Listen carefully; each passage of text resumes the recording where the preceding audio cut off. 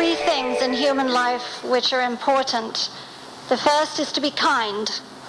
The second is to be kind. And the third is to be kind.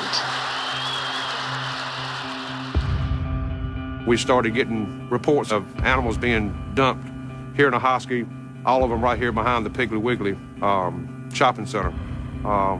That kind of started the whole thing. The dogs and cats, they were partially frozen. There was rumors got out about the local Chinese place using the dogs for food.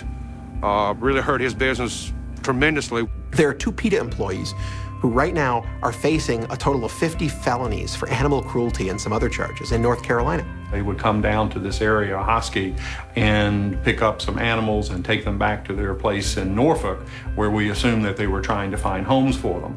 Less than an hour later, all the animals, 31 of them in all, were dead. Killed in the back of a PETA-owned van driving down the highway. And then these 2 had the gall to put the bodies in a trash bag, throw them in a dumpster behind a grocery store. I'm just devastated, and all that I wanted to do was help the animals in the community. Hinkle and Cook's boss, who is PETA's founder, is defending her employees. At a news conference shortly after the arrests, Ingrid Newkirk did call the dumping of bodies, quote, hideous, but said nothing about the alleged deception used to obtain the animals. What she did was wrong with the bodies, but she didn't cause suffering or pain or misery or anything like that. That's the ethical treatment of animals that PETA stands for, apparently. I was paged by the police department that afternoon, and they asked me to do an autopsy on one of the animals that they had found in this van. And it was a 6-month-old puppy that appeared to be just in absolute perfect health. It's amazing to me that Ingrid has pictures of her with puppies and all this when their big thing is euthanizing. Or not owning pets. As our regular animal shelters know, actually caring for animals doesn't make you a lot of money. It's very hard to raise money saying, oh, we're going to care for the animals. But raising money saying, we're going to stick the screws to McDonald's, boy, for some reason, people pay for that. You know, PETA's really very shrewd and savvy marketers. PETA is the most retrograde organization there is out there on dog and cat issues right across the boards. They really have misled the public grossly on their positions on companion animals. And the business in North Carolina is probably about the 15th time in 15 years or thereabouts that something similar has been brought to our attention involving PETA. This time, finally, somebody's going to trial.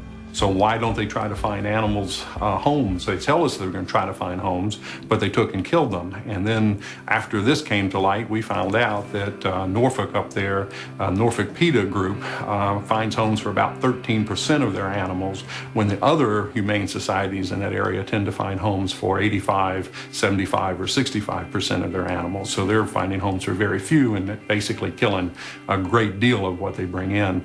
This is PETA's animal record for 2003 from the state of Virginia.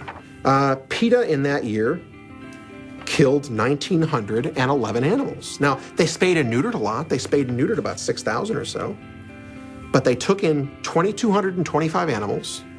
They killed 1,911 of them. What is that, about 85%, 84%? I'm just flabbergasted that PETA kills animals. You wouldn't think it's true, but it is. I mean, it is sort of a death cult, too. You have to understand that the premise of what they do at PETA is we have to kill them to save them.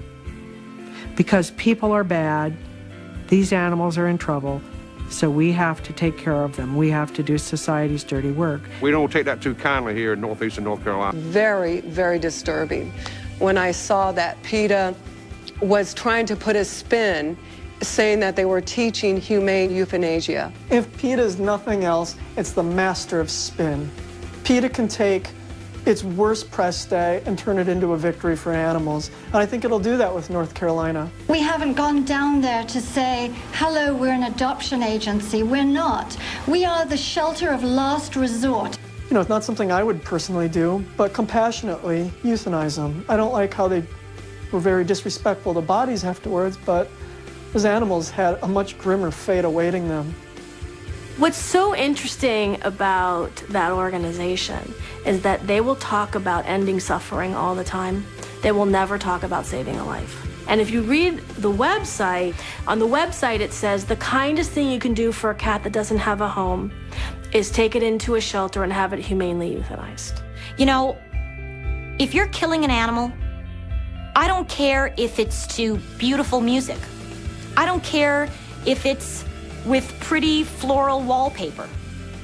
I don't care if they're killed on velvet sheets. They're killed. And that is not our right. It is not ours.